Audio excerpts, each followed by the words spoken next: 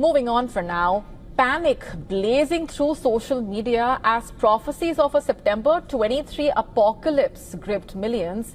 Some quit jobs, others sold off their cars to brace for this so-called final flight. But what's behind this doomsday hysteria really?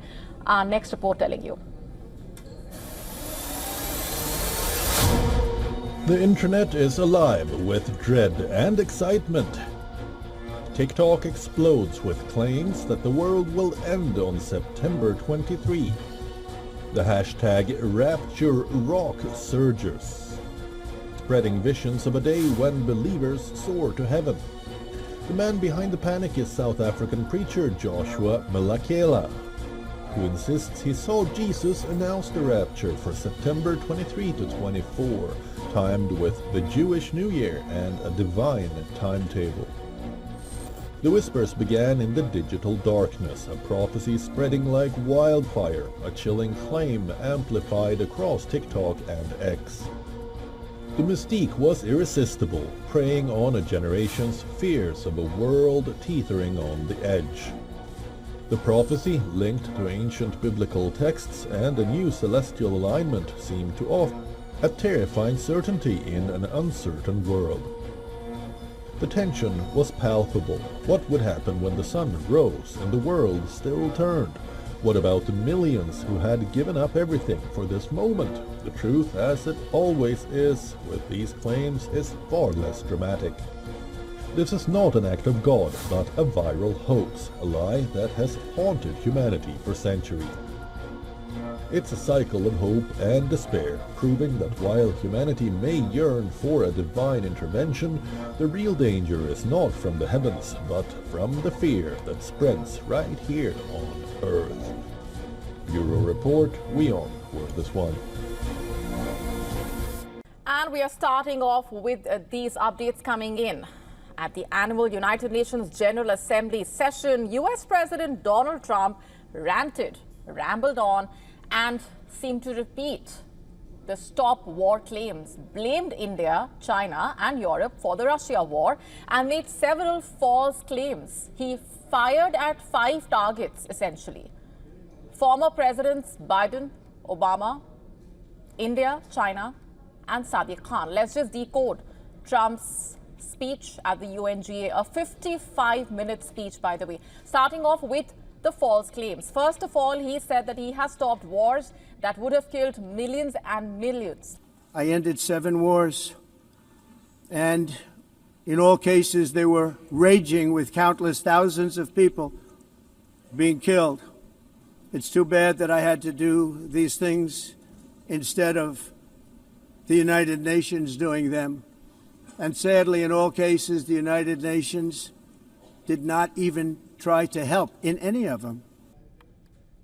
He listed conflicts between Armenia and Azerbaijan, Cambodia and Thailand, Israel and Iran, India and Pakistan, Rwanda and the Democratic Republic of the Congo, Egypt and Ethiopia, and Serbia and Kosovo.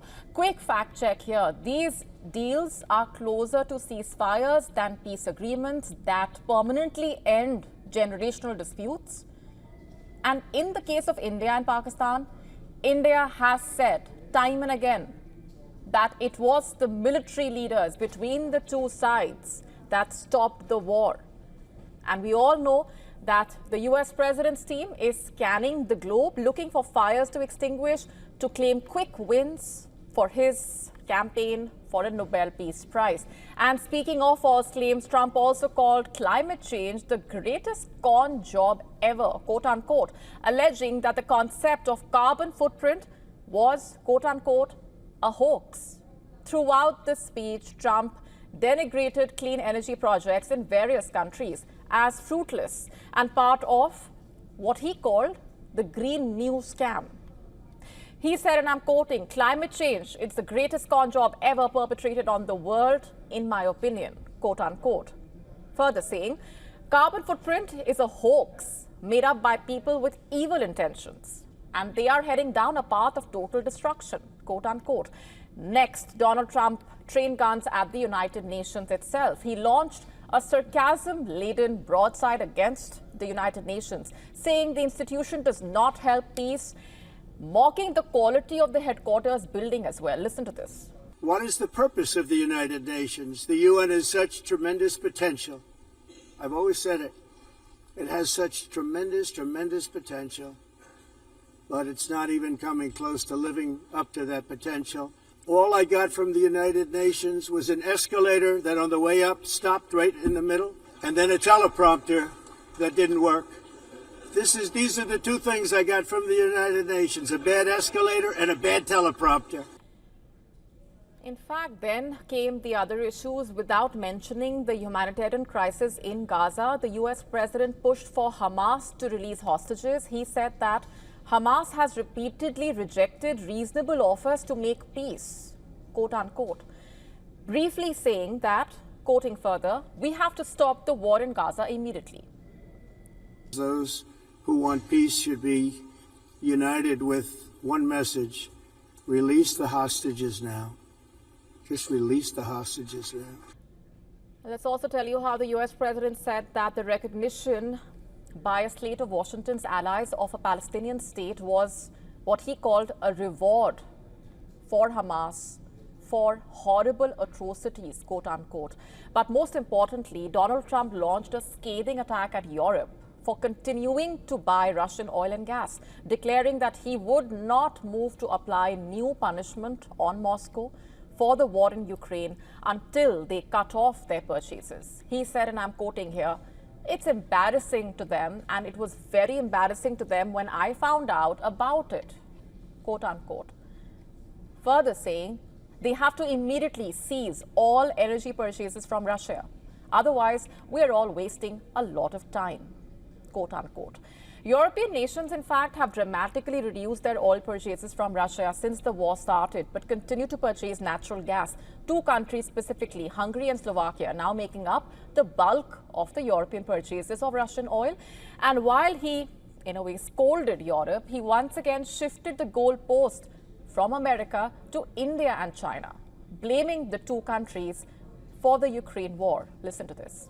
China and India are the primary funders of the ongoing war by continuing to purchase Russian oil. But inexcusably, even NATO countries have not cut off much Russian energy and Russian energy. Life in Kolkata came to a near standstill as intense overnight rainfall triggered widespread flooding, bringing the city to a grinding halt. 8 people have lost their lives due to rain-related incidents. Our next report getting you the complete story. Heavy rain brought Kolkata to a near standstill. Streets flooded, trains and metros halted. Daily life at the City of Joy was suddenly put on hold. Several neighborhoods submerged, streets turned into rivers in just few hours. The flooding took a heartbreaking toll, with lives lost, including several from tragic electrocutions. Families across the city are mourning as dangerous waterlogging spreads.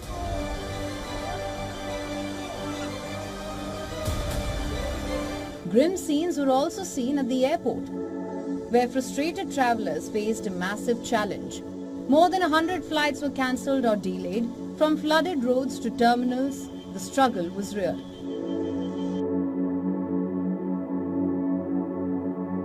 With Durga Puja celebrations underway, organizers are racing to shield their months-long work from being washed away by the relentless rain.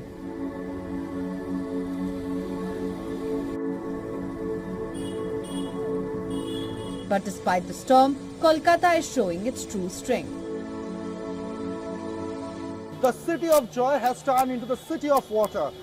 It was raining cats and dogs last night. From 12 in the midnight till 5 in the morning, it was raining heavily, very heavily. And the result is actually very devastating. 8 people have lost their lives due to electrocution. The Kolkata mayor has confirmed it, and Kolkata mayor is keeping a close watch on the entire situation in the whole city, and they are trying to make things sorted, trying to restore the peace among people. The hospitals are unable to function properly due to waterlogging. The other sectors are having the same problems. The people who have come out in the streets today are facing huge difficulty due to traffic problems. To stay up to speed with the latest news, download the WION app and subscribe to our YouTube channel.